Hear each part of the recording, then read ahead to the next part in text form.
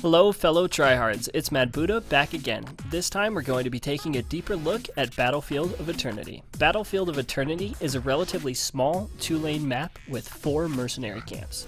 2 siege camps at the top and bottom of the map, which push down those lanes respectively, and 2 bruiser camps on the left and right sides of the map. The left pushes down the bottom lane, and the right hand side pushes down the top lane. The map mechanic on this map are the Immortals. The locations the Immortals spawn in are random, but they will always be directly across from each other.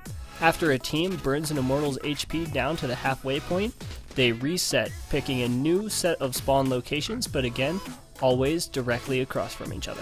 Before we talk about the basic strategy, let's of course go over map timers. The first set of Immortals spawn at 1 minute and 45 seconds into the match. The next set of Immortals will spawn after an Immortal is killed pushing the lane.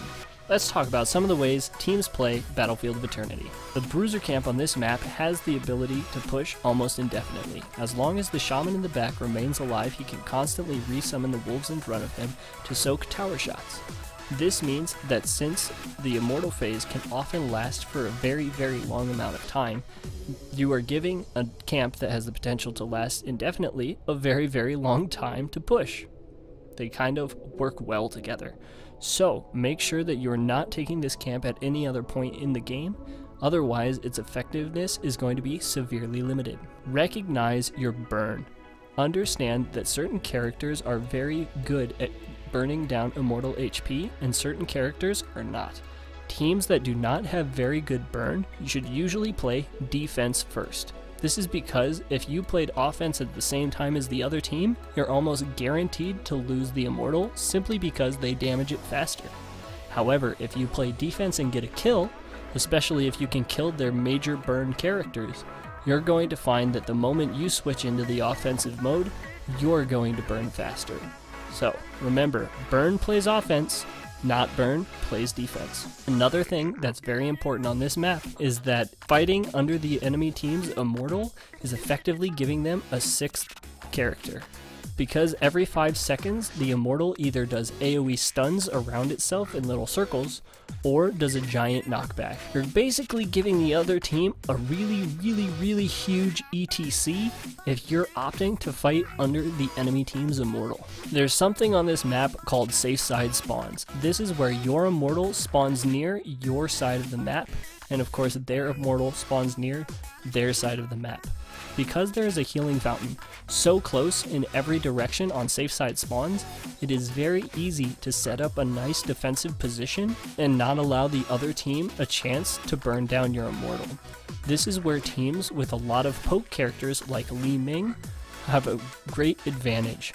Because the other team can't easily walk underneath your Immortal without giving you an extra character, and because you're going to have such an easy time of defending these locations, characters with poke can play out in the middle of the map here and constantly rain their skills on the enemy Immortal. Over time, the team with better poke will almost always get the Immortal kill first, meaning that teams that don't have the better poke have to find a way to get a pick or shut down the opposing team with a big team fight before they can poke down the Immortal so that they have time to burn. Frequently during defensive side spawns, this is when you're going to have a member of your team split out safely and get a lot of soak. Sacrificing more than one member of your team unless they have a global is an ill-advised idea, as once you send one person top, one person bottom, you will only have 3 people playing defense, and even though the Immortal might count as an extra character for your team, it'll still be a 4v5, quote unquote, if the other team decides to push in. So make sure you're not over-soaking in the side lanes during the Immortal phase. That's just a little bit about basic strategy on Battlefield of Eternity. Let's talk a little bit more in depth about the locations around these Immortal spawns and how they're going to affect your fights. Let's start with the bottom and top side Immortal spawns. In these areas there are 2 major vents that are very important. The team that has vents on their side is almost always going to have a defensive advantage in these locations simply because they'll be able to get to the vents before the enemy team. Let's talk funnel, choke, choke. This map is essentially a lot of rocks making a lot of small areas. There are very few open areas on Battlefield of Eternity that characters with a lot of mobility can take advantage of. This makes it a heyday for characters with skill shots and large AoE. If you look at these points on the top and bottom side, you'll notice that a lot of these rocks form these small choke points. Here and here, and even down here to a degree are great examples of choke points that you can catch opposing heroes in, especially if you have control over the vents. Note that if whoever's Immortal is in these spots is going to have a massive defensive advantage, especially if they are defending from the open side. Enemy teams that are trying to walk under the Immortal through these choke points are going to have a very hard time of assailing both your Immortal and you, as the extra stuns are just as wide as these areas, meaning that if you can lock them down, the Immortal is almost guaranteed to give you additional crowd control. So when you're defending, try and position yourselves in a manner that allows you to both capitalize on these funnels without being caught in them yourselves. Next, let's talk about the left and right Immortal spawns. Once again, they are full of small choked areas. You'll notice that here, and here are all chokes, and that if you are on the defensive side in these areas, it is going to be particularly hard for the enemy team to push through these gaps in order to get on top of your Immortal.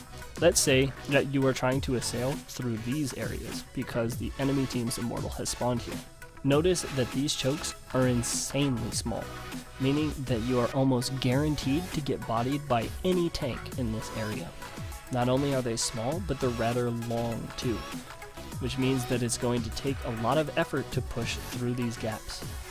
That means that the best way that you can assail this point is to take your entire team and come through the bigger sides over here and here. Even though they are still chokes, the extra room will allow you the chance to have some breathing room and some outplay potential on the enemy team. If you insist on constantly ramming up this choke over here, you are almost certainly going to give the enemy team the advantage. This has been a deeper look at Battlefield of Eternity. This video was brought to you by Nihilism Gaming. Check them out at nihilismgaming.com, where they offer Heroes of the Storm coaching lessons.